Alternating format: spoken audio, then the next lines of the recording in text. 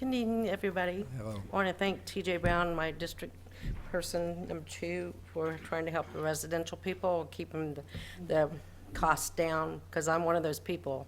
Social Security didn't go up as high as what our water rates were going to go, but my main concern is that for years, we haven't charged all these companies this amount of money for water, and all of a sudden, we're just hitting them with a bombshell.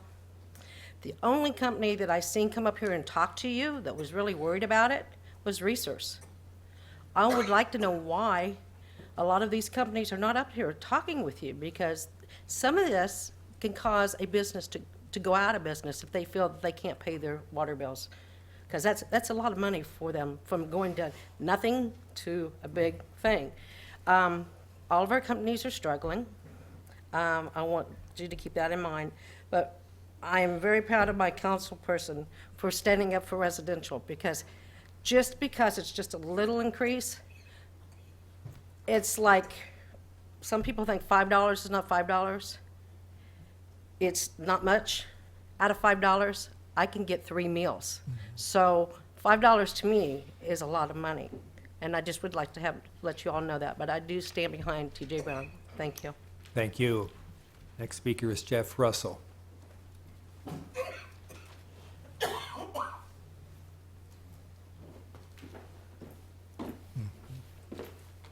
Mr. Mayor, Mr. Russell. council, staff, I've met with a number of you individually, and I appreciate your support and the time that you've spent, especially staff working with us and the industry and fashioning this proposal. We do not think it's a perfect proposal. We think it strikes good middle ground for both the consumer and the industrial class. And none of us wants to see our rates go up, no doubt. But we recognize that there is some kind of an infrastructure issue with the city, and feel that now is the time to get the city some additional revenue to address those, so that we can have a strong and sustainable industrial class inside our city, so that we can keep our growth pattern on the plane that it is now. We've spent a lot of time and energy trying to attract food producers into our town. One of the reasons that those food producers continue to come is the cost of our utilities. And to keep those utilities affordable will continue the job growth in our community, which we all want. So I urge you to back the 655 proposal. Again, we feel it's not perfect. It's not what the city wanted. It's not what the industrial class wanted. But I do think it strikes a good bargain between the consumer class, the industrial class, and all the stakeholders that consume water in our city. Thanks for your time. Thank you. Fourth speaker is Joe Ledbetter.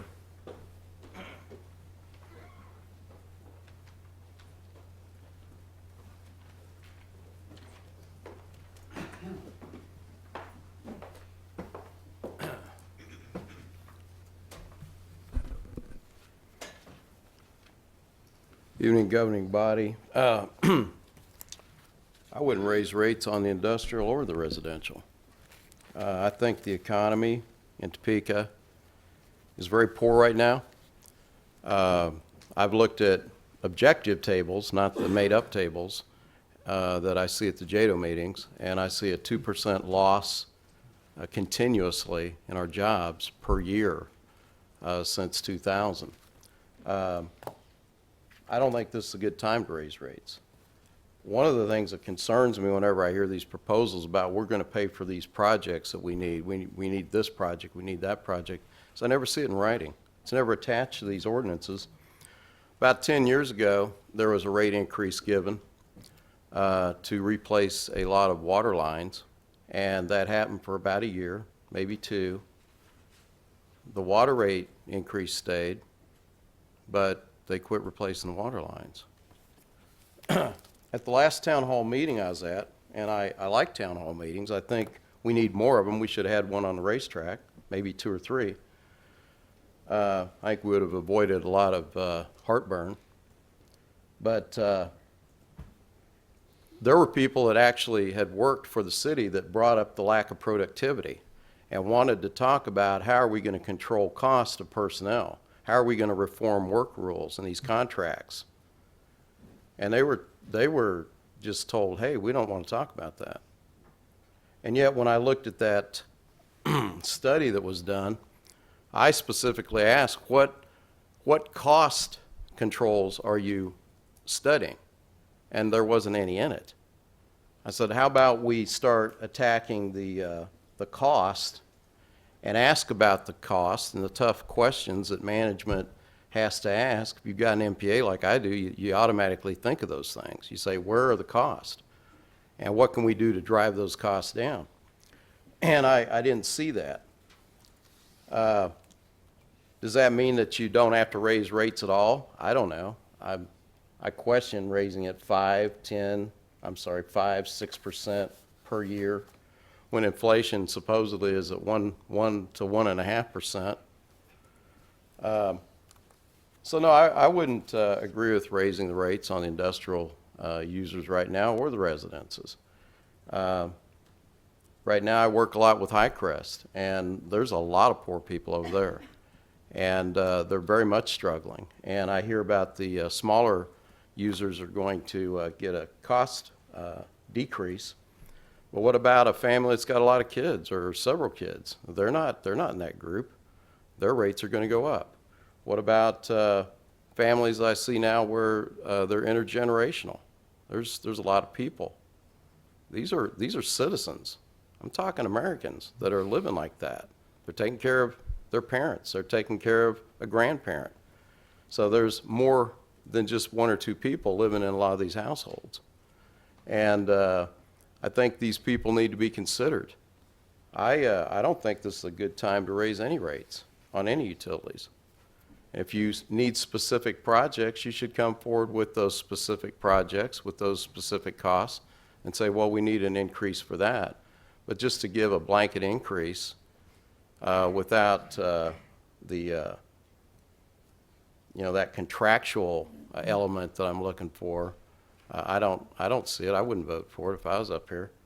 I think it's always too easy to raise rates and taxes, and we don't do enough in government to look at cost. My time up? Is that it? That's okay. I think I've said it. Thank you. Thank you for your comments. Council members, is there other discussion? Mr. Harmon? Thank you, Your Honor. We've got comments directed to Doug Gerber and then to Mr. Colson. Doug, you and I have had some email exchanges about utility rate relief for our citizens who, for whatever reason, are not able to pay their utility bills. We used to have in the city a program, but we don't have it anymore. I don't know what happened to it, but I think it is important that we be sensitive to those citizens who, for whatever reason, are not able to pay their utility bill, particularly water. And I'd sent you a link to a program in Rapid City, South Dakota, whereby the rates could be frozen at, I believe, lower levels to help out some folks. And you took a look at it and indicated that we already have two programs here in Topeka. One's called a Roundup program, where people can, I understand, voluntarily raise the amount they remit to the city. And then the second one was that, the city is willing to work with folks if they're not able to pay their bills. I would like to see, before going to something like they have in Rapid City, South Dakota, I think we need to do a much better job marketing the programs we have in place. And I'd like to see within 60 days some sort of a plan come back whereby we are going to get the word out to citizens on both the Roundup program and on our willingness to work with folks on the utility bill, because it's not necessarily prompted by the rate increase, but it's just the right thing to do for our citizens. So I'd like to see that done. I have a question or a comment from Mr. Colson. There's really two.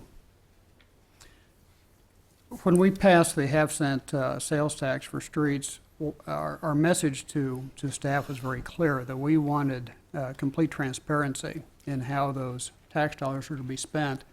And I think staff has done a very good job in sharing with the public what our projects are and how that money is being used. I think we need to do the same thing with respect to this rate increase. We've gone to the citizens and we've said we need higher rates to fix water mains. I think we need to have a similar type program or feedback where we can show the citizens on at least an annual basis how that money is being spent for water main repair and other needs within our water distribution system. The second point, and I'm prepared to make this in the form of a motion if I have to, but I don't think I need to, is if we're going to the voter, to the ratepayers, and asking them for higher fees, I think we also have a higher responsibility to them to assure them that their utility dollars are being spent wisely and effectively. And I would like to see one of two things, either an internal optimization study whereby we assess, particularly in water, but in all three utilities, how effective we are at running those departments. Or if you think an external study would be better, then I think we need to do that too. And I'd like to see something come back within 60 days as far as how you would like to proceed, whether internally or externally. But we haven't had a real good look at our utilities for a number of years. And a year and a half ago, we did this council asked you to do the resource allocation study for our public safety. And I think that came back and gave you some tools that you're working on, and I think we could have a similar result with our utilities. So I'd like to, if you want that in the motion, I'll make it a motion, but I think you understand my gist. So, thank you, Your Honor. Okay. Mr. Colson, do you want to? I'll just, Mr. Yes, Mayor. yes. Councilmember Harmon, I accept. We're working on that. Your thinking is consistent with ours. So, and it is in the form of a general request, because I know we can't make special, council members can't make special demands or work projects, but you're taking that as a general suggestion and you will respond to that. Yes, Mr. Mayor, we are working on that plan as we speak, so I love to agree to things that we're already doing. Okay, all right, thank you. Mrs. Ortiz? Thank you. I would agree with Richard. I think the Roundup program is probably one of the best secrets we have around here.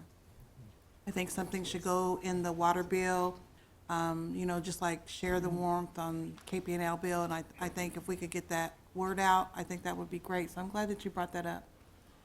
I'm also glad that you brought up, I do remember when they were going through and they were in East Topeka and they were replacing lines and then they just kind of quit. And I would like to know, in your study, how are we going to handle low pressure, no pressure, and also the red water? Because we still have some in my district, and I'd be glad to show you where. And I know Mount Carmel calls myself and Richard, we still have that issue. Because when they were replacing those water lines, like Mr. Ledbetter said, they just quit. But we never knew where they quit or where they were going to start up at. So how will we handle that with this rate increase? And if we could look at that and staff could look at that so we could get that issue resolved. In 2005, I was elected into office and I was challenged with Belmont, the low pressure, no pressure. 2011 is when we got that done. We kept coming forward. There was no money, but there was residents out there that built homes on assumption that would be built, and it took a lot. Belmont is right there by the research area, across from the diagnostic center, but it took that long because we didn't have any money in there. So I don't have a problem with these rates. What I have a problem with is how are we going to handle it, and how are we going to prioritize it to make it fair to all residents. Understood. Thank you, Okay, Mr. Mayor. yeah, thank you. We have before us a I'm just going to repeat that we've had before us a substitute motion that we want to keep, that is where should be thinking. Now, I know we're having a good discussion on utilities, and I think that's appropriate, but at the same time, we do have somebody can be suggesting that we stick to what the motion is before us. And Mr. Smith, and then Ms. Delisla. Thank you, Mr. Mayor. I wanted to agree with Councilman Harmon, both in sentiment, and I believe we're in agreement in practice as well.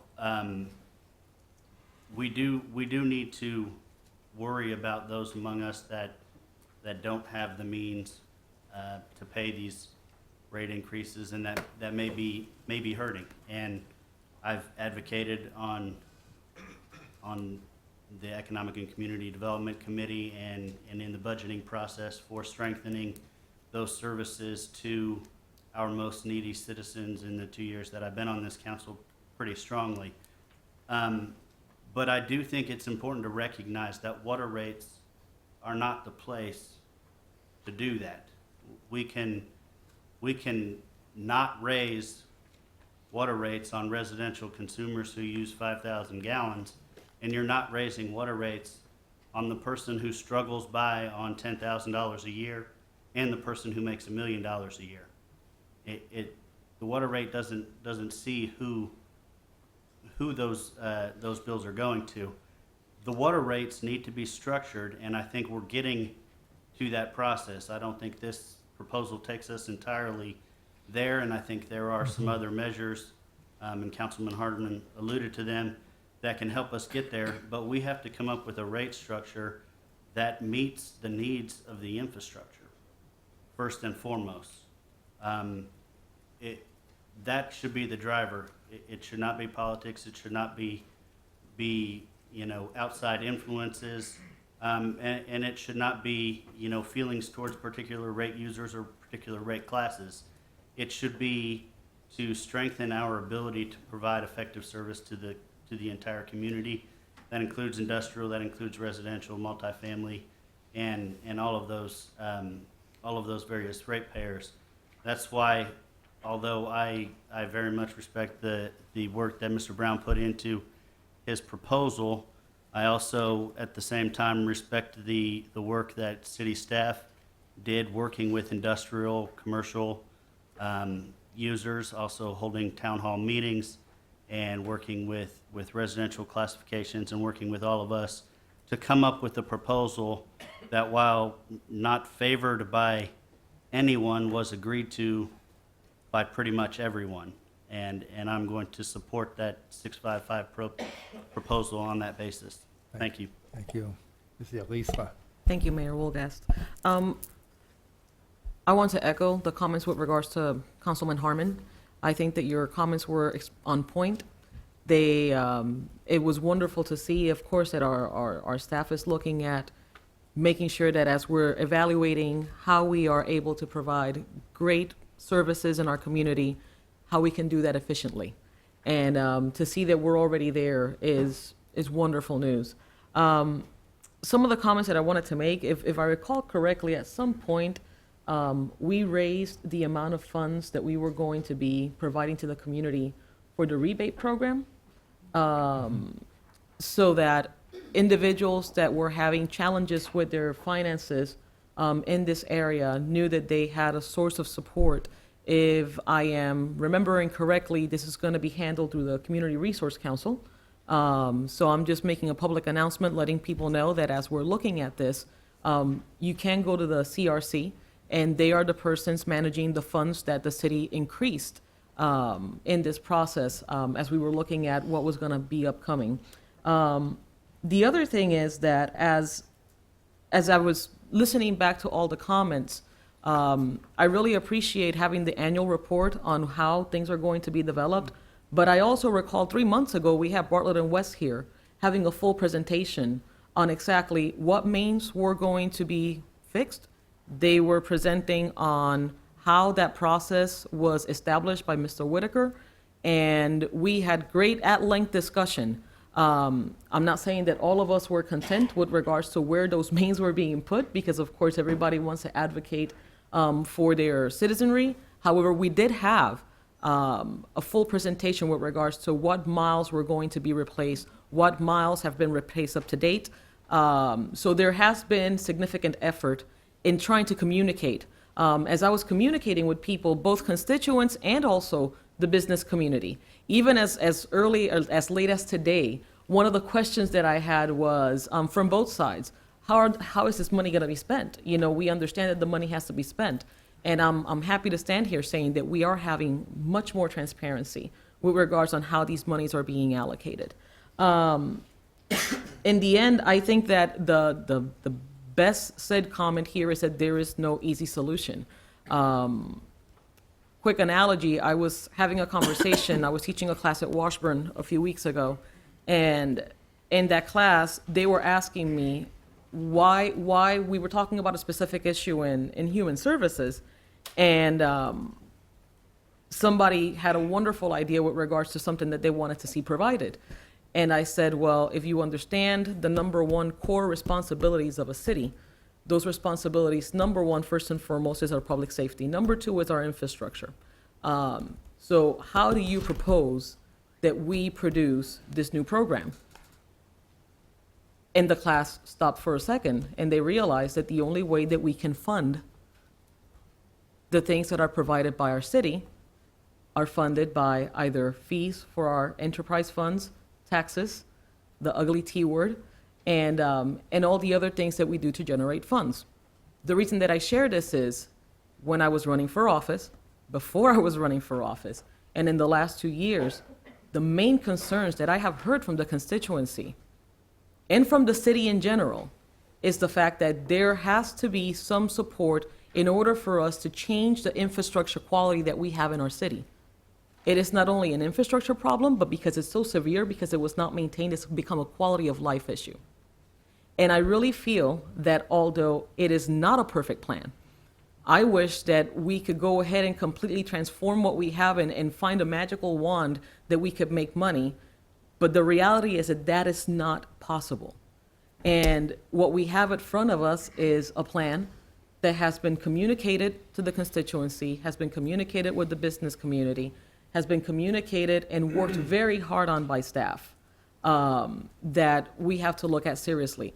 I commend Mr. Brown for all the hard work that he put in getting the figures, working with the ordinance.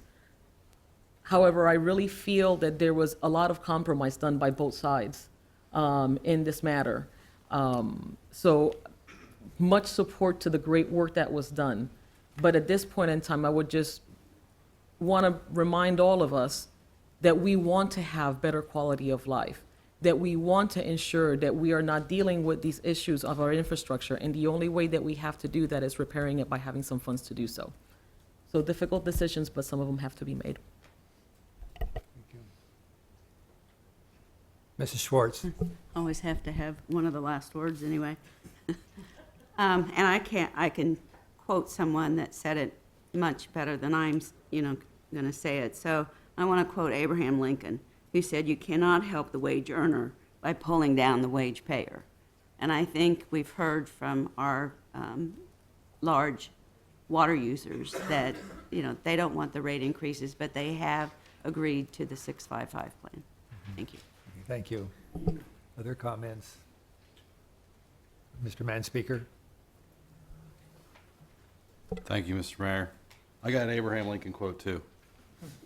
Labor is prior to and independent of capital. Capital is the only fruit of labor and could never have existed if labor had not existed.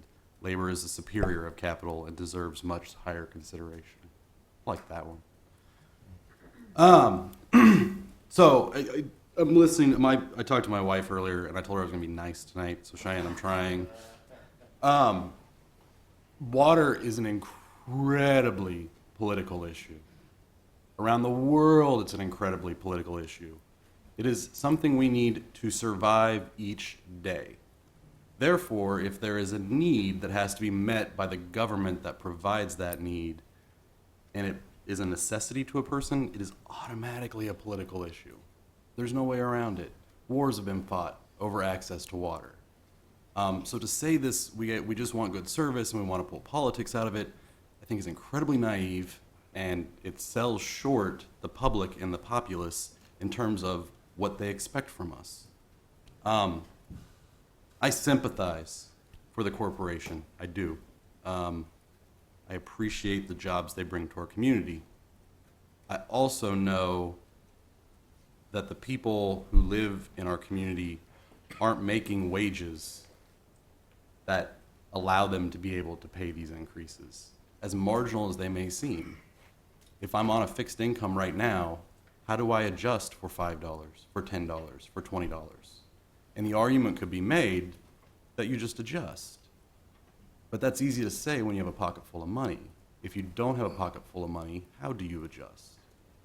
Colgate-Palmolive, who owns Hill's Pet Brands, in 2014 had a revenue of $17.42 billion. Frito-Lay, owned by PepsiCo, had a revenue of $11.3 billion. Goodyear, in the second quarter of 2014, just the second quarter of 2014, had $4.6 billion in revenue. Reese's is a little harder to find out because it's a privately held company, so we don't know exactly what the revenue is, but the estimates for 2010 were $700 million. Big Heart Brands, formerly Del Monte Foods, was sold in 2014 for $1.43 billion. These aren't the needy in our community. They don't need our help to be successful. This is a line item to them. This isn't about jobs. This isn't about our community. This isn't about justice or equality or fairness. This is they want everything they can get for as little money as possible. And it's disappointing to me that all of you seem willing to give it to them. And the really frustrating part is the idea that there are resources out there for those who can't afford to pay this. I don't know. Don't vote for the increase. And then the person might not need the subsidies, resources to help them pay their water bills. Seems like a pretty easy solution to me. The guy making $17.42 billion in revenue probably could suck it up and eat the cost. Thank you. Thank you. Are there other comments? Okay, we have before us the substitute motion, the substitute ordinance presented by Mr. Brown. Are there any other discussion? If not, all those in favor of the substitute ordinance vote yes. Those opposed vote no. I vote no.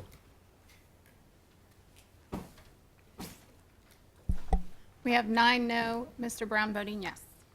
9 having voted no, the substitute ordinance is defeated. So we have now before us the original motion on the utility rates. Is there discussion? Mr. Schmidt? Yes, I just want to address some of what was said tonight. I guess I don't understand why there's a need to create a structure based on the ability of people to pay rather than on the cost of the services that are needed. I can't go anywhere and buy items and say, I don't make that much, so can you only charge me 30% of the total? That's not how it works. We can provide subsidies or programs that allow people who are struggling to do those kinds of, or to pay those kinds of things money. We can provide those kinds of things. We can't just fiat that water lines and water mains are constructed. We have to pay for those. And those cost a certain amount of money, and our rate structure has to pay for that. I feel strongly for those who can't make those payments, but we can't design our form of infrastructure maintenance around that sentiment. It has to be formed around the requirements that the city of Topeka requires to move water from one location to another. That's why I think this is so important. I have no particular feelings towards any particular corporation making a certain amount of money or not. I do have feelings that I want them to keep their jobs here. And none of these corporations are going to leave because of us increasing rates a few pennies. But all of these corporations have factories elsewhere, and all of them have lines elsewhere. And so while they may not leave, the new lines aren't coming here, and the new production is going to go to other areas. And that's life. It's not fair, and it's not equitable. But that's the reality. Every one of these organizations that have been mentioned have that capacity and have that ability, and they have it for a reason. They have it for this reason, so that they can keep their costs down. I'm not saying that that's how the world should be, but that's how the world is. And I think it's important to recognize that as we vote on this. Thank you. Thank you. Other comments? We have before us the ordinance on the utility rates. Seeing no other discussion, all those in favor vote yes, opposed vote no. I vote yes.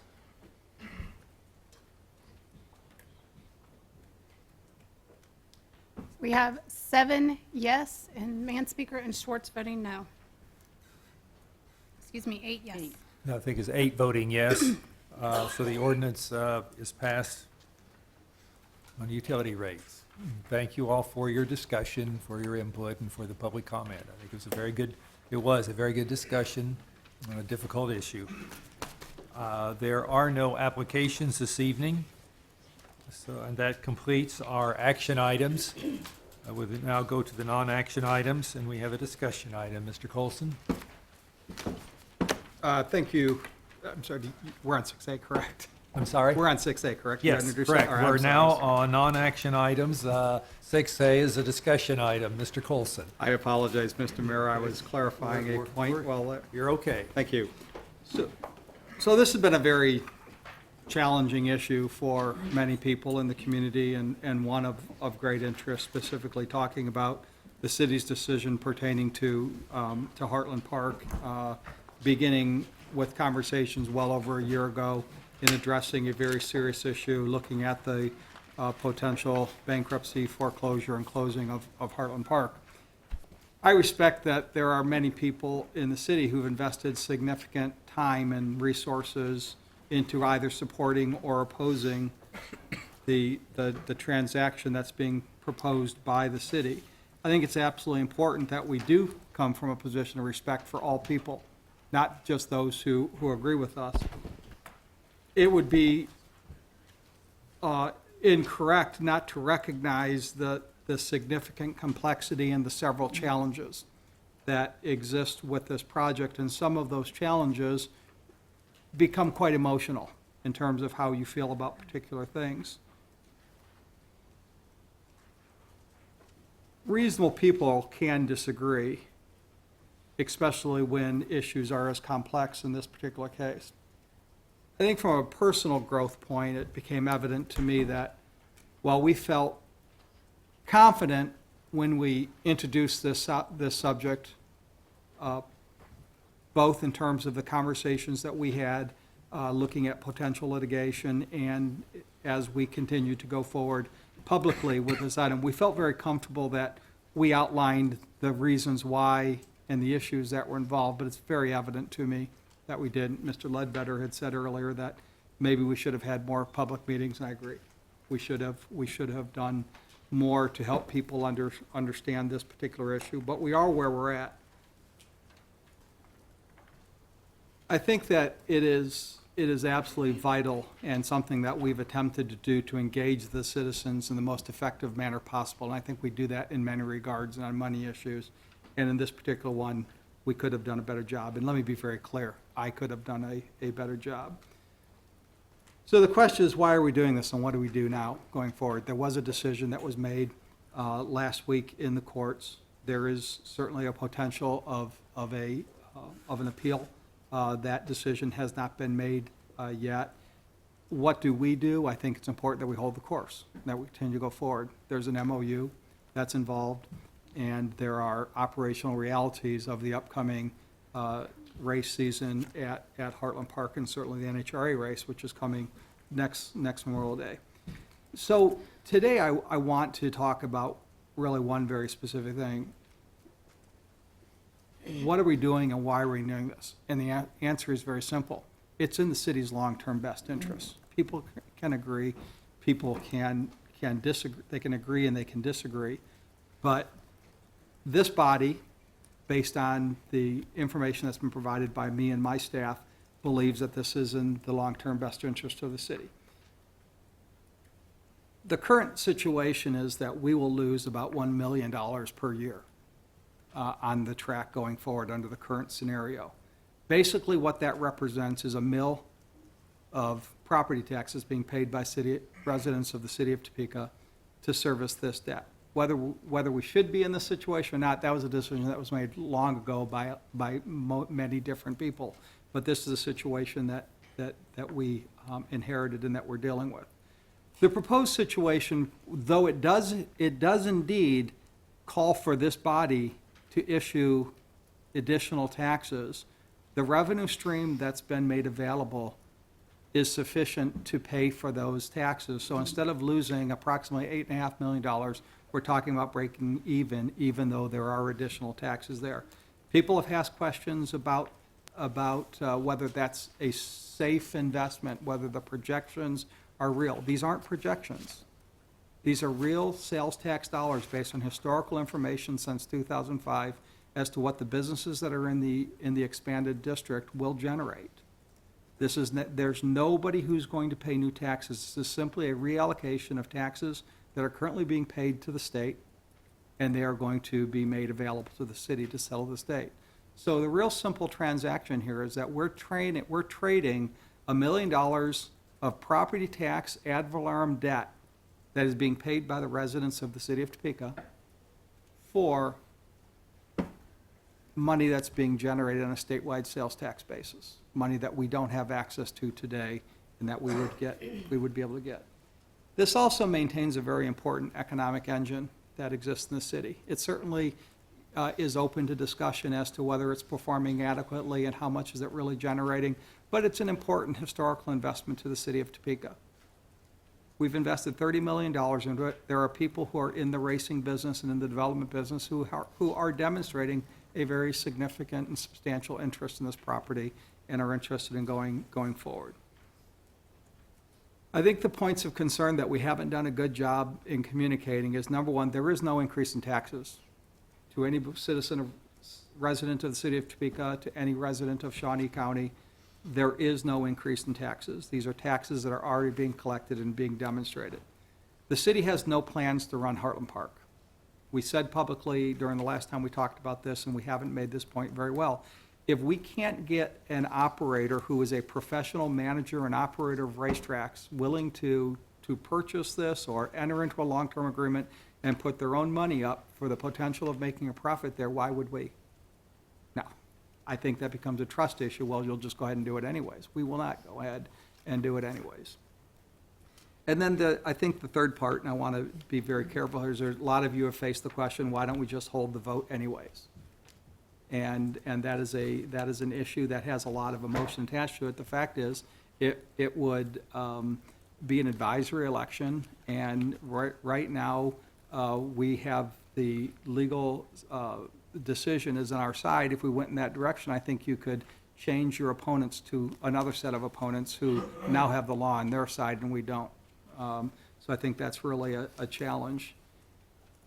It's my opinion, I think the opinion of our staff here is that it's in our best interest to continue to proceed consistent with the MOU that we entered into and the practical schedule realities of the NHRA race and the race season that's starting next year.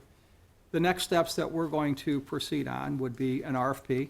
That is a document that will be sent out to those who are interested in purchasing or entering into a long-term management use and lease agreement. And we're asking them, we're describing the course or the facility to them, the racetracks, which consists of the track, the drag strip, the dirt track, and the road track, plus the 700 acres approximately of developable area that makes up the entire area of Heartland Park. And we're asking them to demonstrate to us their operational capacity, that they've actually done this, that they're very good at this, and that they have experience in doing it, and that they have the financial capacity, that the city, they are not counting on the city to fund them to make this thing work. We anticipate that we'll have the RFP out, and that in a very short time, we'll receive those back, and then we will bring that back to this body to make a determination as to how to proceed regarding that. Also, we are going to proceed with the authorization from this body to sell the bonds. We don't have a specific date yet, but we will work on that and bring it forward to this body. So at this point, we've worked very hard, and we understand that there's some people who don't agree with the decisions that we made.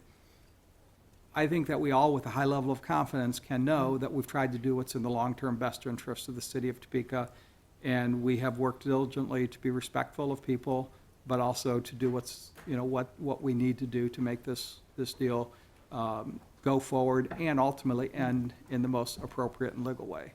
That concludes my comments, and Thank you. certainly available to answer any questions. I know Mr. Sublette is also. Council members, are there questions or comments to Mr. Gerber, Mr. Sublette? Mr. Schmidt?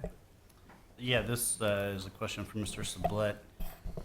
What legal basis do we have to hold an election, or do we have any?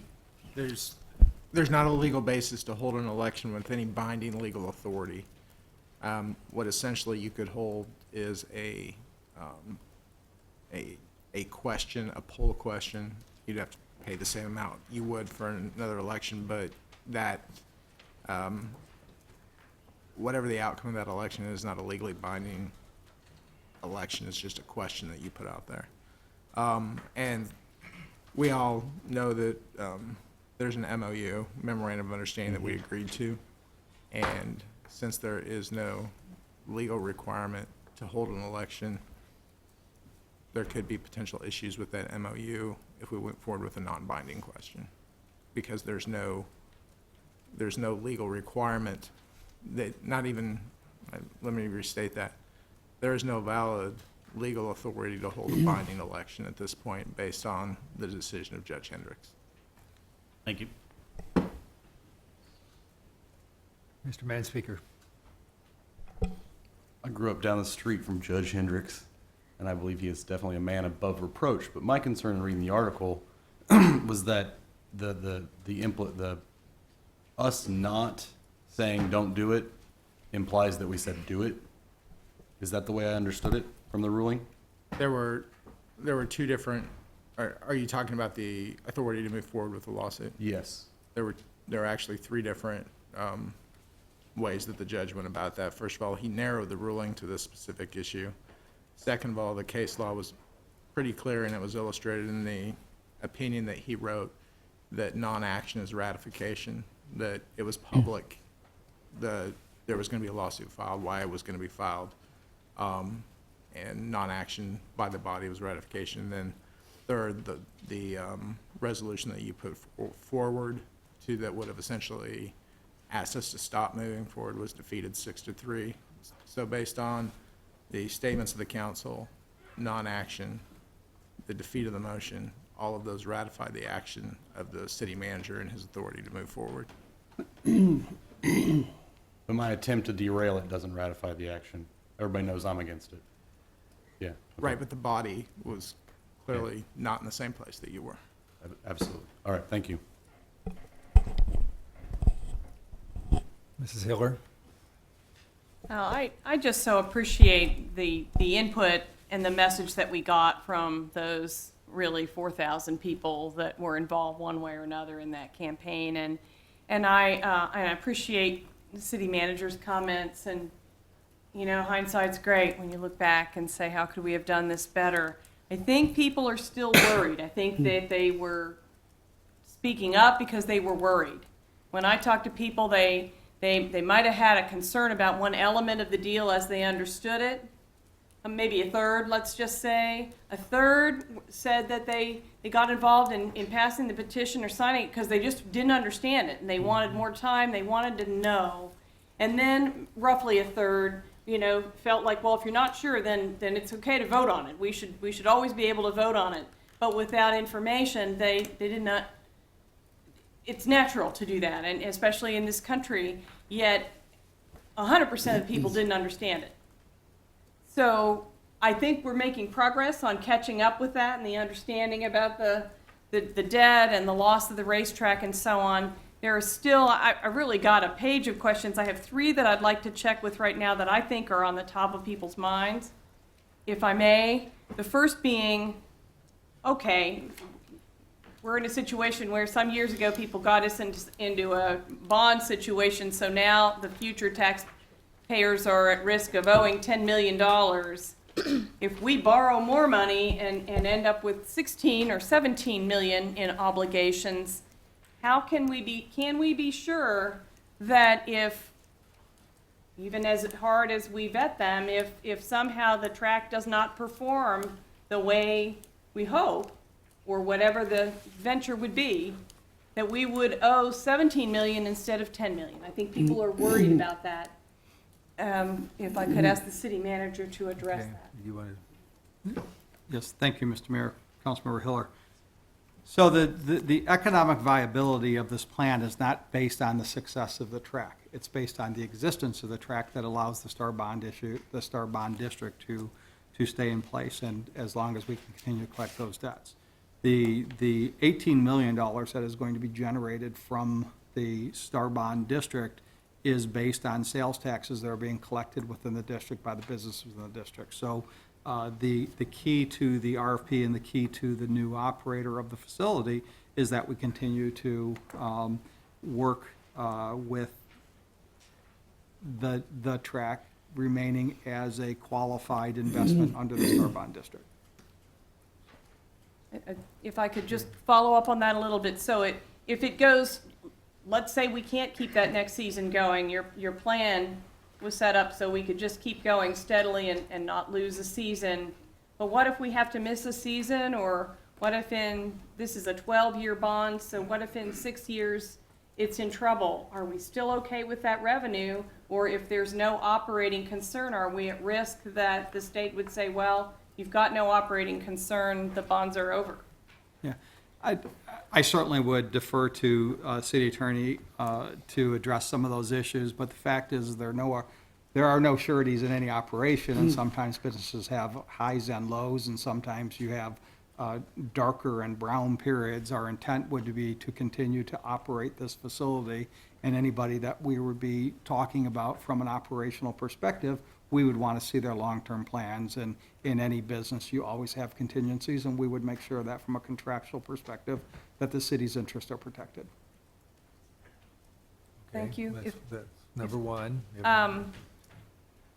With this request for proposal and people just wanting to see what would turn up, they've been giving a lot of input so that we were aware of what's up with racing and ideas that they had. Is it possible that we could wait until the request for proposals is out and a buyer or vendor is selected before we would actually sign off on the bonds? Well, I'm going to ask Mr. Sublette to address that from a legal perspective. Thank you. As I referenced the MOU earlier, we have a February 1 date that we need to meet. Right. As I've discussed with bond counsel and with Mr. Gerber, you don't issue bonds one night and sell them the next night. It's going to be about a 4-week process. So in order to meet our obligations under the MOU, I think we need to move forward, and we've talked about having a parallel process where we're working on the RFP at the same time that we're working on bringing the ordinances in front of you to authorize the sale of the bonds. So I think those processes have to work parallel to meet the timeframes that we've set out. Okay. And I personally don't mind them going parallel, but I think, I personally would, and I think a lot of citizens would like to see them run an RFP process that goes quickly. It sounds like we have a lot of interest, and then make that final decision if we can. Thank you on that. And the last question is there room for citizen input now? Time to have some final questions and answers of things that people are still wondering or worried about, and suggestions or ideas for this final takeout process.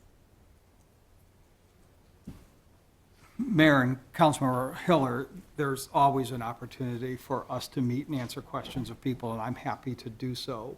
The question is, let's focus on what has to be done from a legal and practical perspective, and don't create expectations amongst people of having an opinion about something that we're not able to take their input any further. So Understood. let us continue to ponder that. Okay, well, I'm personally willing to, I've talked to some places in my district that would be willing to host just sort of a simple town hall meetings. I know a number of us have talked about it. I'm happy to do that, even if nobody comes, at least to provide the time for those questions and answers and to carry them, so, and to do it soon. Thank you. Mrs. Delisla. Thank you. This has been an extremely lengthy and difficult situation. We could have, and I appreciate Mr. City Manager stating that we very well could have worked more with public input. However, as I recall this, from day one, this was a litigation issue. Am I correct? Go ahead. Thank you. There were elements from this from day one that involved the potential for legal action, yes. Correct. So there were, and I'm speaking up specifically of this issue because there has been a lot of question of why us council members, the mayor, the city manager, and other individuals have not addressed this issue in public more. When you are at risk of litigation and you have privileged information, it becomes very difficult to be able to express to the public things that you do not know if you're able to disclose. What I can say, and I have a lot of smiles going on because all of us have been in this very, very difficult situation.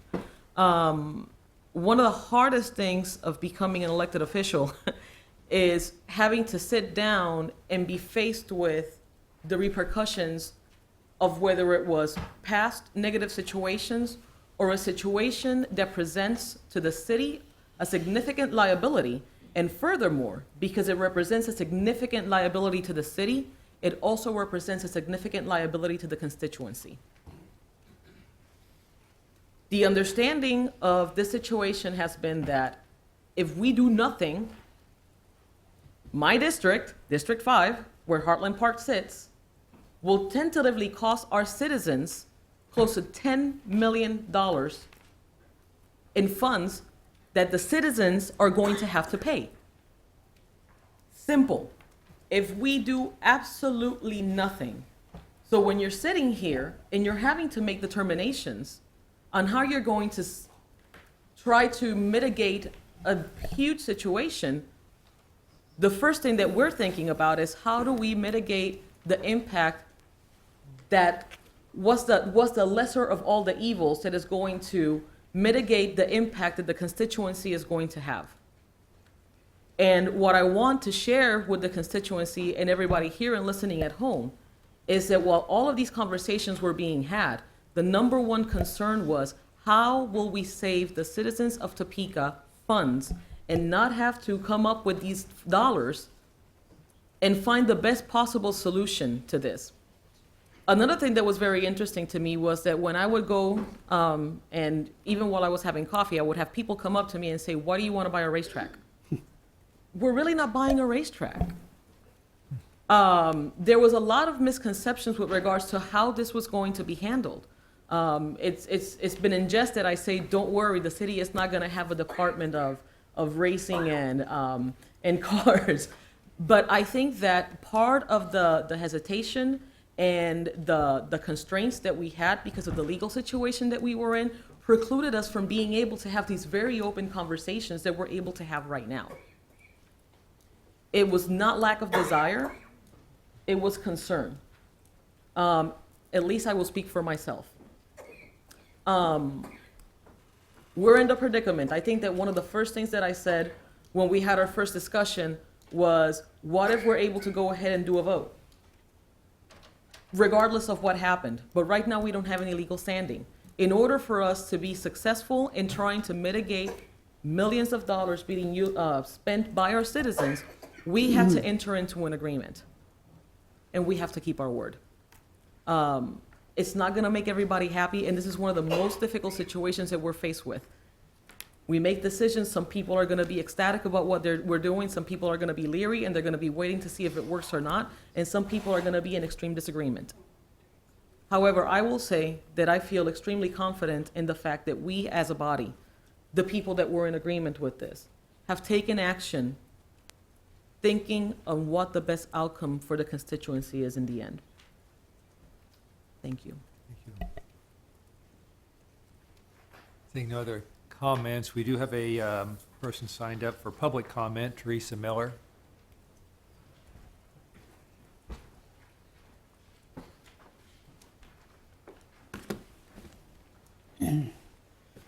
Good evening, my name's Teresa Miller. When I was growing up, girls were not allowed to race. We had Lawrence drags, we had Manhattan drags, and we were lucky to get Topeka drags. When originally the people voted whether or not we had a racetrack or not, it was the people's vote.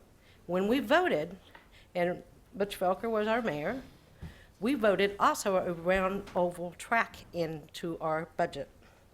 He took it out.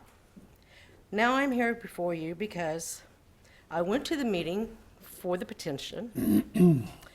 As soon as the petition was handed out, and I'm not going to point fingers at anyone, but there was a person there that knew immediately as soon as it was handed that it was no good. That person that had the petition made up asked for help, and he went to somebody on the county that was supposed to give him the exactly way to word it so we would not have this problem. That did not happen. So we have 4,000 people that trusted the city and the county. Basically, it's a slap in the face. I don't know how else to say it. What the people are worried about now, we already have a dead horse that we're feeding. We got 10,000, was it 10 million, whatever that is, the amount of money. We're gonna wanna feed that more money, even though it's dying. My question is, what, if we had that debt, why wasn't it put out into the racing community that we needed a buyer for this racetrack? I'm sure somebody would have bought this racetrack and took the debt off our hands. That is one reason, I don't understand that part, and that's one of the questions people ask me. Why did we not go out there into the racing community and ask someone to buy or purchase our racetrack? The other thing is, we're putting the more bonds in there. I hear that we want to develop the lands around the racetracks. They need to take in consideration. There was 2 junkyards out there. That land is contaminated. You cannot build on part of that property. So I hope you all know that. But that is how I feel. I feel that the people of Topeka pretty well got the shaft from the beginning on this, and they were not heard by this council. And so I have a problem in North Topeka with people trusting the government. Just set me back. The 5 years that I worked with everybody set me back. Now they do not want to trust the government again. And that's all I have to say. Thank you. Thank you for your comments. Mrs. Ortiz? City manager, or city attorney, I guess this question is for you. If we would have had somebody purchase the racetrack, we would still be 8 whatever million in the hole, is that correct? Yes, and we don't own the racetrack to sell, is the other issue. I just wanted to make that clear. Yes, yes. That I know Ms. Miller talked about if it was, if we would have made people know that it was available for sale. But I think the public needs to know, even if we would have sold it, we still have the star bonds to pay back, regardless of what happened. Yeah, those star bonds are there and they're not going away. Thank you. Thank you, Mr. Mayor. Thank you. Mr. Harmon? Thank you. Mr. Sublette, did I hear you say we don't own it? We have a management agreement, and then we have all of the debt associated with it.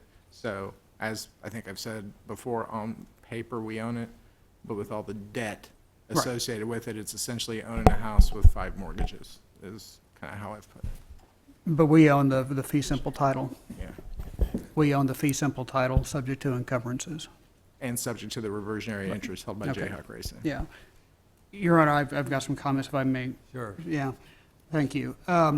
Like everybody else, I keep getting questions, or not questions, comments, that the city should not acquire Heartland Park.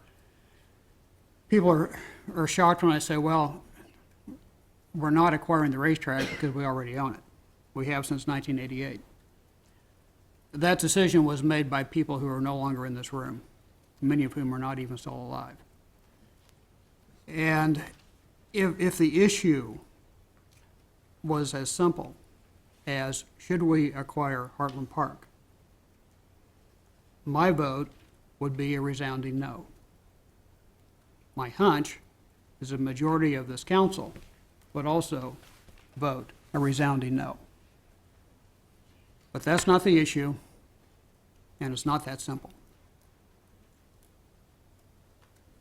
I was on the council in 2005 and 2006 when the council created the Star Bond District and issued the Star Bonds. And if you'll indulge me, let me provide some context. I believe that was, if not the first, one of the first Star Bond districts in the state. I don't recall who brought it to the attention of the council, but I do remember it had overwhelming support by the business community, by the business leaders, and by the political leaders in this community. I had Brenda go back and look at the votes. There was not one no vote when we voted for it in 2005 for the creation of the district. There was not one no vote when we issued the bonds in March of 2006. The Shawnee County Commission agreed to give up part of their sales tax to go into the Star Bond District. Washburn University agreed to give up part of their sales tax to go into the Star Bond District. The point of this is, I don't recall, this was not seen as a high-risk venture. There wasn't a hint of opposition to the Star Bond project. There wasn't anybody who didn't think this was in the best interest of the city when we created the district and issued the bonds in 2005, 2006. In hindsight's always 20/20. In hindsight, the district was too small, and nobody foresaw the recession in 2008. Bottom line is, the situation we're in today, it's not the fault of the city manager. It's not the fault of the city attorney. It's not the fault of the county councilor. It's not the fault of Judge Hendricks, and it's not the fault of Ray Irwin. This council, of which I was a member, in 2005 and 2006, voted for the Star Bonds. If you have to lay blame, blame me, and blame the other members of this council who passed that. We've asked the city manager to come forth with what he believes to be the best option. It's not a perfect option. Nobody wanted to be in this position, but he's done that. So place the blame where the blame lies. Thank you. Thank you, Councilman Harmon. That was interesting and helpful context. Yeah, Mrs. Ortiz. I won't let Richard stand by himself, because I was on that voting block too, Mr. Harmon, and I appreciate that. But what I want people to really understand, and I have a lot of people, they come up with some of the craziest things of why they signed that petition, and there isn't really any blame anywhere. But understand what is happening here and what we're trying to do. We came out with our shovels, we dug that hole. Now we got to figure out what's the best way to get out of it. And I think the city manager has said this before, it doesn't matter which way we go, there's gonna be some opposition, there's gonna be some pull and tug, but at the end of the day, we're trying to make the best decisions that we can. And you're right, in 2005, when everything was rolling, and everything was rolling good, and all the money was rolling in, everybody was happy. We've gotten to this point. Sometimes that happens in business, sometimes that doesn't. But at the end of the day, where we're at now, we're trying to do what is best for the taxpayers and for the city of Topeka. And that's what we're trying to figure it out. So I'm with you. I'll be with you. I don't care who's with us. We're together, Richard. I had a vote in that as well. Mr. Schmidt? Thank you, Mr. Mayor. This has been one of the most frustrating issues that I've dealt with since I've been on the council, and I appreciate the sentiments from Councilwoman Ortiz and Councilman Harmon, and from the city manager, and I think there is a fair amount of blame that goes on the city in our presentation of this. I do not think that is all of the blame. This is a large issue, and the part that I'm most disappointed in is that I've probably talked to well over 100 people about this issue. 2 of them have walked away not agreeing with the decision that was made here by the council. When you look at the numbers, and nobody disputes the numbers, and I was at that meeting when the petition came forth, and nobody disputed the numbers there. They acknowledged the numbers that the state had provided and that the city had provided. And there is a risk involved when we're issuing new bonds, and we are now increasing our indebtedness. But those numbers are based on what we're collecting right now. And I've pointed this out at several meetings.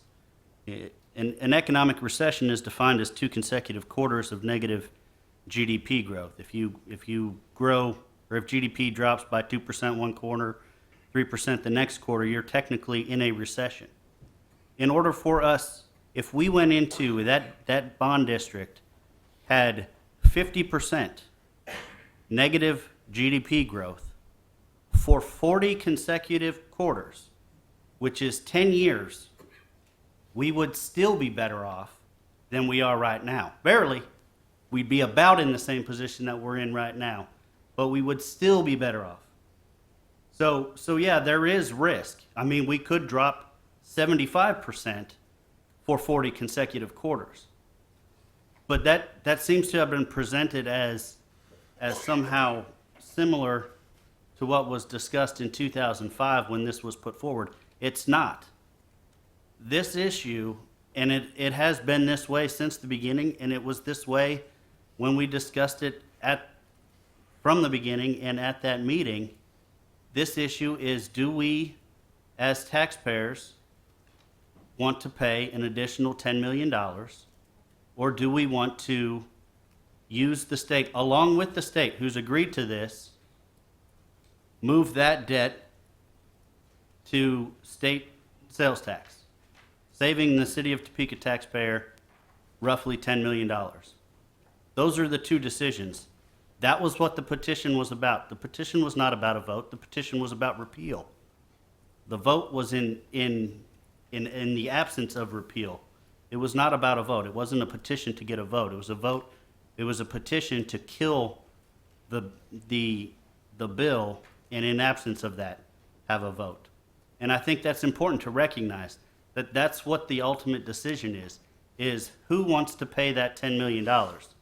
Do we want that paid by the state, or do we want that paid by the citizens of Topeka? That's the ultimate question, and there's only a yes or no answer on that. There are not multiple options to how to approach that. We either go forward with the path that we're on, and that money is paid through state sales tax, or we don't, and that money is paid through city property tax. That's the heart of the issue, and I don't know why that was so difficult to get out, but it has been in this whole process. We have not been able to boil it down, and I think we need to examine why it is that we haven't been able to do that. But that's where the heart of the matter lies, and that's what we need to decide as a governing body. Thank you. Thank you.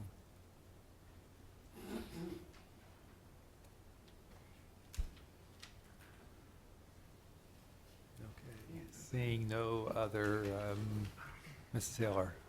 With that in mind, I want to give the city manager and staff credit for progressively, and when we didn't do it at first, but progressively improving the information that's on the website there by now. One of the questions I've had from people is exactly how do those numbers work? There's a document on the city's website. It's dated February 14th. It hasn't changed. It's still the handout that shows how that New Star bond deal would work and has the numbers on it. For instance, there are now all the documents that show the reversionary clause in the memorandum of understanding is up on that website. Tapes of the council meetings, which started all the way back in June, where we talked about these issues, in case people felt like we didn't, because there really was. We did have to talk about it before then, but it was all the way back in June when it became public and was on the agendas and was available for people to watch, and it's now posted, and I really appreciate that. If there's still, as we wind this down, I've even in the last week had people who'd said, if you could just do a timeline and lay out those numbers, maybe there's still some things we can do to finish as we wrap this up. But I appreciate the progressive improvement in what was out there in the work. Thank you. Thank you. Other comments? Seeing none, that concludes our discussion item on the Heartland Park Star Bonds. We will proceed to announcements, and first we'll have the preliminary agenda for next week, unless we have something else appearing on our screen. Oh, Susie's putting the page up. That's all. It's topeka.org/HPT. You can get there from the homepage. Encourage everyone to visit. Okay, thank you. We'll have the preliminary agenda. The agenda for the November 25th council meeting. On the consent agenda, we have a workers' compensation claim for Beverly Holly. Under the action items, we have a public hearing and ordinance for a vacation, request for an alley along Southeast Rice Road and Southeast Cottage Avenue. We have two charter ordinances. One is for the voting rights of the mayor and concerning election of council members. If those pass, then there'll be two ordinances calling for elections for April 7th for both those items. And that is it. Okay, thank you, Mr. City Manager, for our announcements. Thank you, Mr. Mayor. I have no. Okay, thank you. I have two that I want to briefly make. And first, 2 weeks ago tonight was 2 weeks ago today was the election. And I just want to acknowledge to the citizenry the fact that the Epson sales tax passed with a 65% vote margin. And to me, that it isn't as much as issue who's for, against, and the aspects of it, but I think it's a resounding vote for, in a sense, some things that are going on in the community. Whenever you get a 65% vote for anything, it has to be rather significant that people agree and are in agreement on it. You know, it was at the end of the ballot. It was a difficult aspect to see. People thought that people would even get there. But it passed in every precinct in Shawnee County, with one exception. There was one precinct that it didn't pass. In the city, it was a 67% vote for the half-cent sales tax continuation. And I think asking people are really surprised by it. But apparently, there is a feeling out there that maybe we aren't aware of. We're so close to it that we're not, it's hard to judge where people are in their thinking. So I want to acknowledge the citizenry for that effort. You know, many similar sales tax for economic development, infrastructure, some failed in major cities in Kansas. So that makes it all the more meaningful that ours did pass. The second item is met with Colonel Robert Lau, who is the commander of the 1st Sustainment Battalion at Fort Riley. Fort Riley is reaching out to become more engaged in the communities around the fort, and Topeka is one of those. You'll be hearing more about that, but this Friday, they're bringing 200 personnel over, and they're putting in 1,000 hours in nonprofit organizations in Topeka this Friday. And they're also bringing 1,000 items of donation to various agencies in the community. So I think this is a new opportunity for the city, for the citizenry to work with the military personnel. They want to be engaged in our community, and we are very glad to have them do that, and we're going to be working with them in the process. And with that, then, we will start. Deputy Mayor. Mr. Elisla, Mr. Manspeaker. Thank you, Mr. Mayor. I would like first to congratulate Luann Lewis and Bridget Wilson on their recent nuptials as of yesterday. They were the first same-sex couple married in the city of Topeka. I actually knew Luann a long, long time ago. She was a truck driver when I first met her. She's a heck of a lady. So I'm glad to see that we've moved some things forward in that world. I know this council has taken that issue up before. Unfortunately, as so many will point out, there are still not job protections for individuals in same-sex relationships. So you have the right to get married, but you could also get fired from your job for the relationship that you're in. So everything has a plus and a minus, I suppose. Last night, the College Hill Neighborhood Association got together and had a meeting. They discussed concerns they have with the neighborhood. Fortunately for me, they echo concerns that I've been making pretty effectively, hopefully, over the last year, in that part of our city gets left behind in terms of progress and growth and development and infrastructure, et cetera, et cetera. And in particular, you look at the sales tax that just passed by a whopping 65%, which is not difficult to do when you put about $200,000 into its advertising and nobody runs against it. But, you know, these things happen. What the reality is that folks aren't necessarily happy. I think folks think the roads are still bad in Topeka. They agree with that. And I think folks like the zoo. I like the zoo. Why would you want to vote against those two things?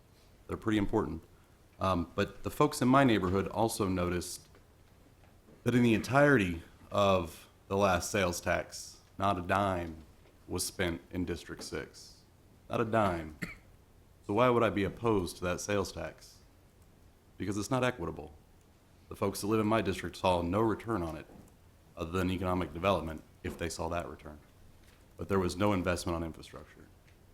So we've got to figure something out here so that we're not leaving anybody behind. Because, yeah, we should give out services whole hog to everybody we can in the best possible way we can. But we don't really have a good track record.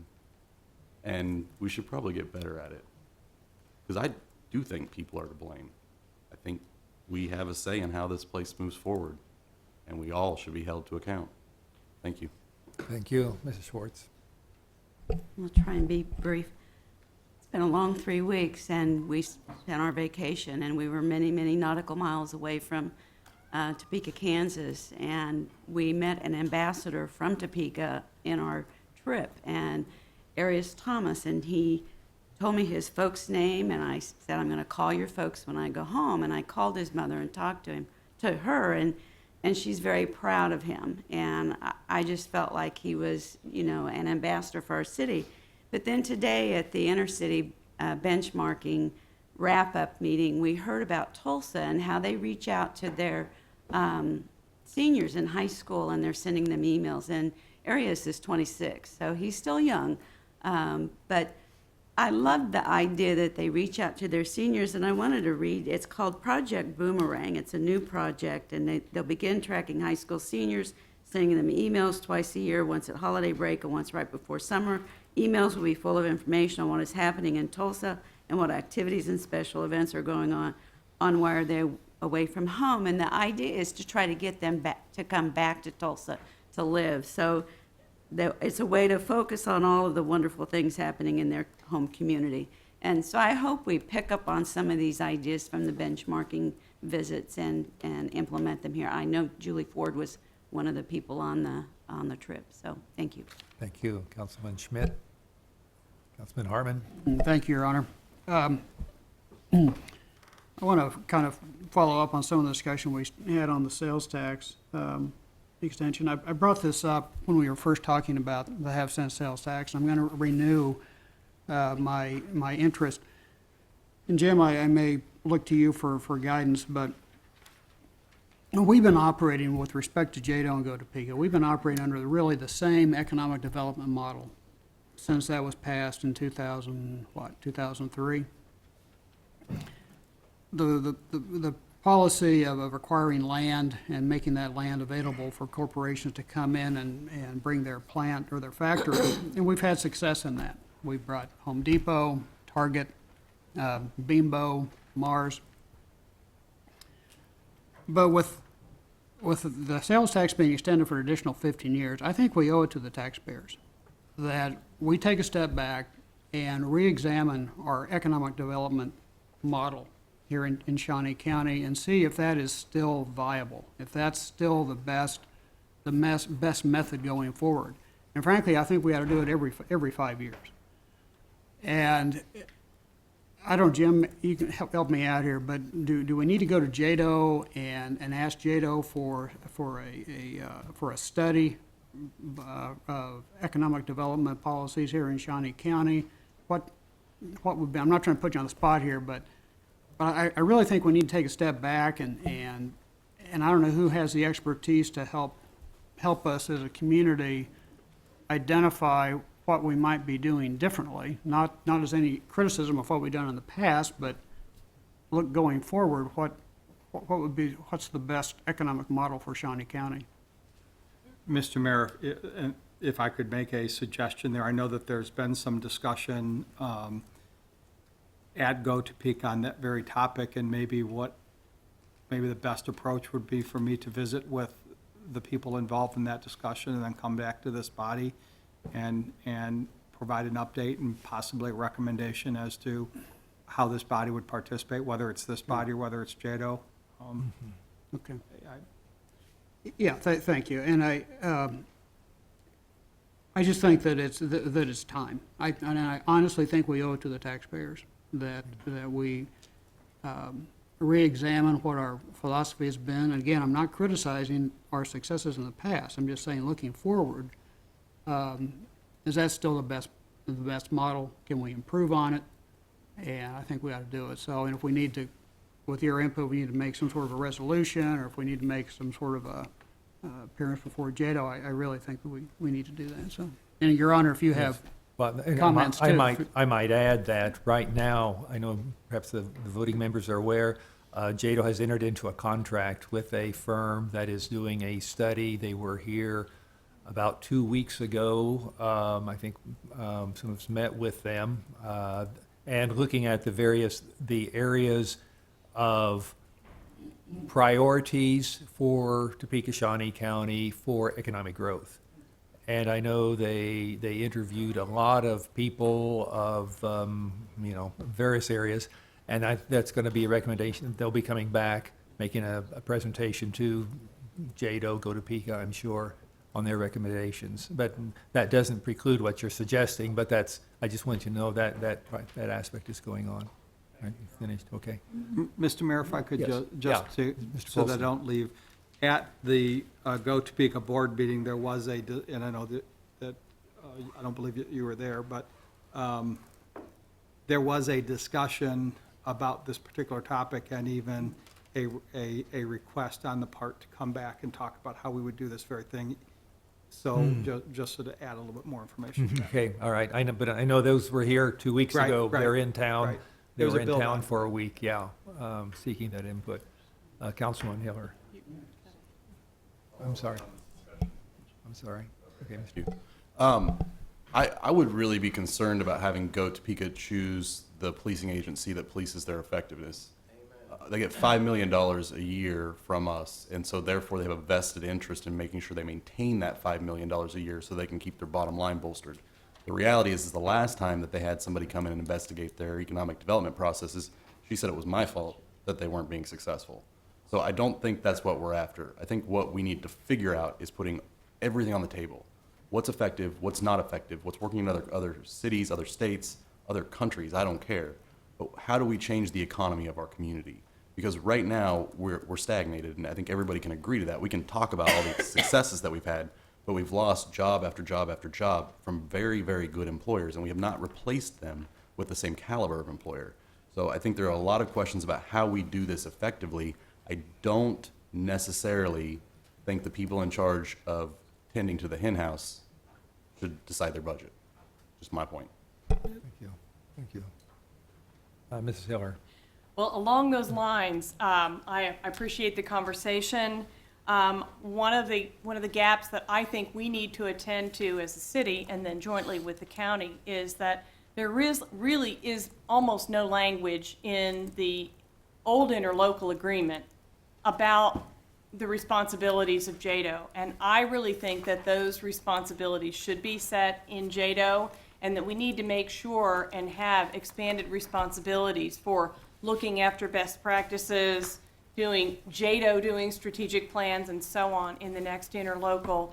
I will have some draft language for that, certainly be open to conversation, and I do hope that we start to talk about it soon here.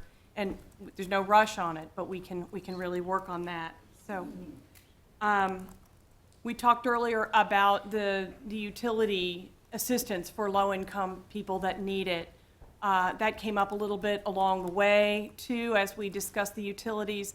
I hope that we can pick that up in the Economic and Community Development Committee. There's two ways to get that into the committee. The chair can put things on the agenda and address them, or the council can do, only the council, not the city manager, but the council could do a resolution and send it to committee. We really talked about doing that when we established the new system for the franchise fee money, that we wanted to see how it went for a year. I know that people missed the chance to apply because they didn't realize that there was a limited number of months last year. There is money left over in that fund. But we also do have Roundup, and we also have emergency aid money that is funded from a couple sources that we as a council manage that go through the social service agencies themselves. And I just, if that's the appropriate place to do it, I'd sure like to see the Economic Community Development Committee just take some oversight time and see and make sure that's going well. I too appreciate your mention of the election. I was really proud of the turnout. We talked about that at the city, but the turnout in the city of Topeka and Shawnee County was good. Good in and of itself and comparably, and I'm really proud of everybody who turned out to vote, and certainly appreciate all the poll workers that worked 14-hour days in the polls, and everyone who worked to make the election a success. And last, I just want to do a shout out. The applications were due for the SORT program, which means so much to our neighborhoods. Those applications were due November the 3rd. They are highly competitive. Only 2 neighborhoods will get selected. That is a peer selection process for people who don't know that. Those are considered by the Community Advisory, whatever they are today, CAC, Community Development Advisory Council, I always default back to. But I had 3 neighborhoods who turned in applications: Historic Old Town, Tennessee Town, and Ward Mead. And they do those all themselves, and I'm just really proud of them and wish all 3 of them the best, knowing that only 2 will get funded, and there were quite a few around other parts of the city as well. Thank you. Councilman Brown. Thank you, Mr. Mayor. I want to thank Councilman Harmon for bringing up the issue of the review in regards to the economic development model. I agree. I think JADO, as the authority, is the proper place for that to be, and I hope we do whatever we need to do to authorize that. And then briefly, I just wanted to mention a couple things. For those who might be interested, the Topeka Neighborhood Task Force is meeting tomorrow evening at 6 p.m. in the Holiday Conference Center. And then I wanted to put a plug in for the Salvation Army Share the Warmth program.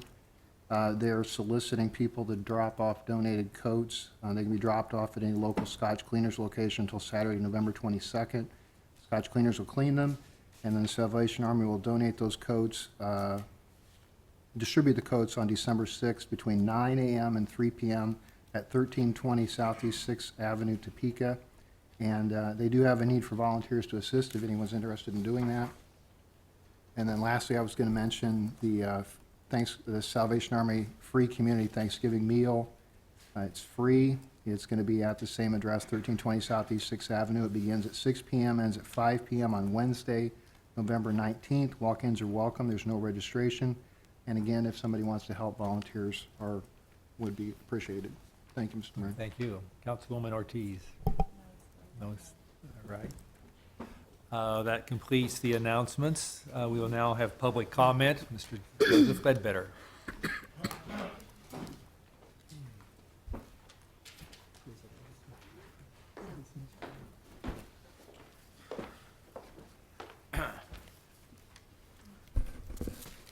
Governing body, I was going to leave until the mayor started on his spiel, and I said, you know, that deserves the other side. But first off, I want to recognize two people in the audience, Ms. Marple and Mr. Manspeaker, who both tied for second place in the first county commission district. They got a whopping 60% of the vote. The incumbent got 40%. Did I say that right? 40%? Wow, not even 50%. And she spent $30,000 to get that. But if she's important at 40%, then 35% is important too. 20,500 people voted without any advertising, not one drop of advertising to motivate them to the polls to say no. And what I heard from those people was they were tired of the non-transparency of Go Topeka. They were tired of the outrageous salaries of Go Topeka and Doug Kinzinger. They were outraged at the lack of job production in the last 3 years. And I want to touch on that. Target was not brought here when we had an industrial park. That land was taken by eminent domain, and I am so tired of the constant lie that there was an industrial park out there when Target came here. Go Topeka didn't even get Target.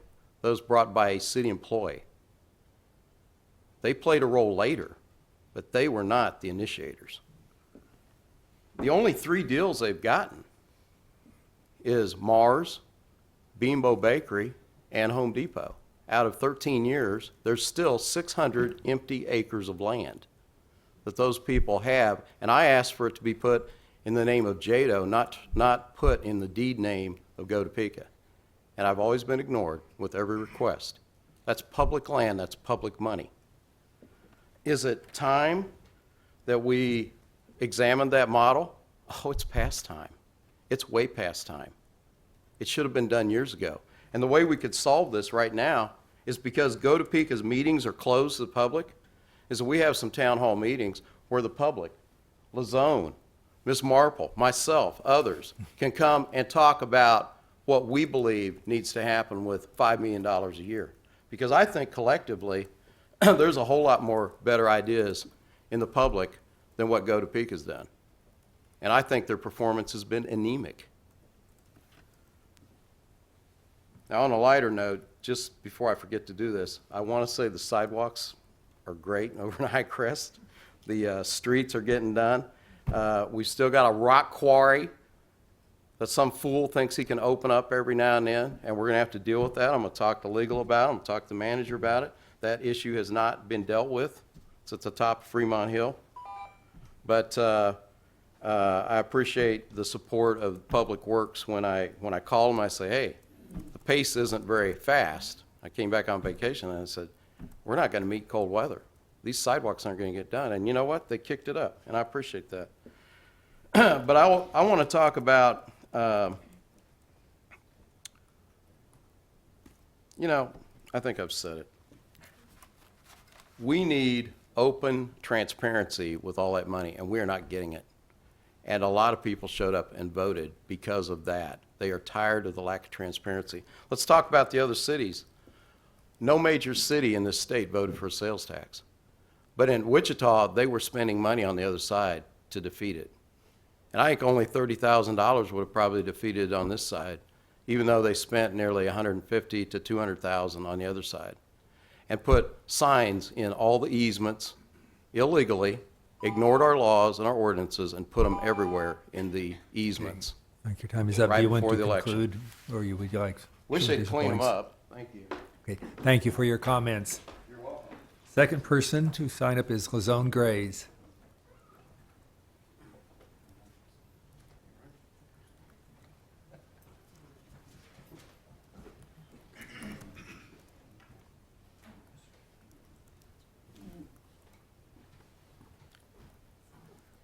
I ran out of ink, so I only have 9 copies. If you could possibly make a copy for the All right. attorney and city manager. Good evening, Mayor, City Council. My name is Lazone Gray, citizen of Topeka. I'm going to sort of wait till the information there gets passed around. But for those who have it, I'll probably go in the reverse order. I'm going to go to the last page first, because I think because I don't have a lot of time. I just want to acknowledge that in June of last year when I came, because my friend, high school friend, his sons had a blood cancer and they were seeking a donor, that we partnered with the Kansas Coyotes football. And it was, I think they said, the greatest turnout that they had had. But that letter came from my friend's father, the grandfather to the 3 boys, that out of that there were 2 matches here in Topeka for some people that's going to become a donor for a couple people that had who need blood marrow, however that's stated.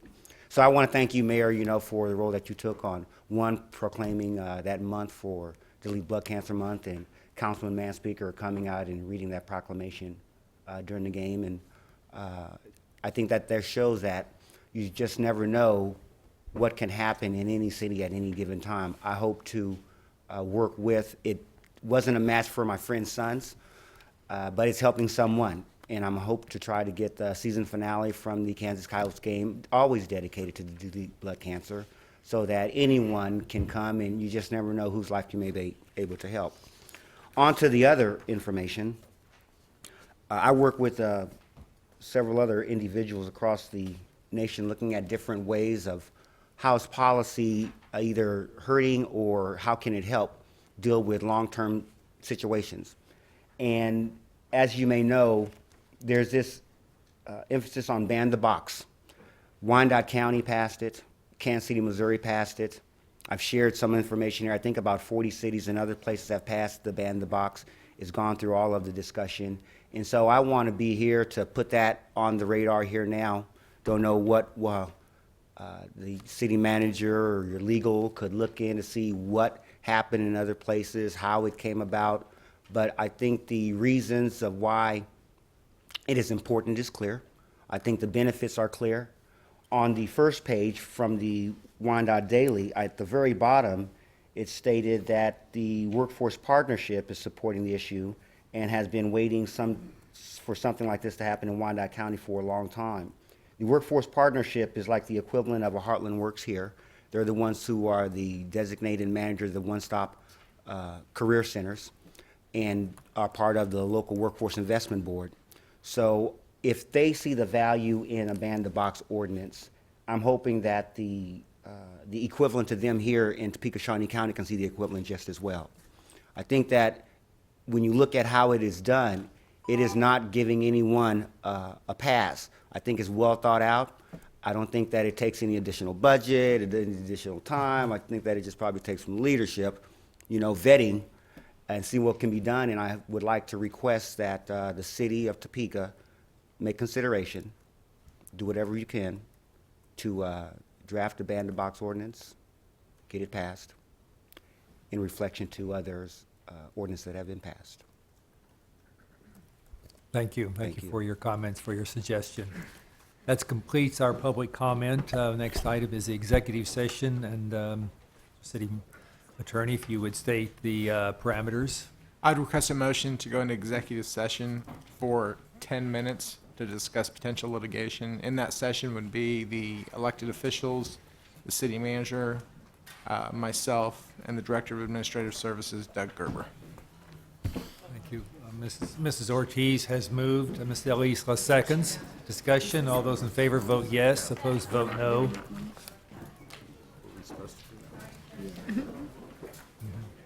Are we getting Mr. everyone Brown? to vote, please, on going into executive session? We have 9 yes. Okay, 9 having voted yes, we'll go into an executive session when the room is clear. I think if you want to take a break, should we take a 2-minute break? Anybody has to break? Okay, he's going out. Okay, all right. That's my name.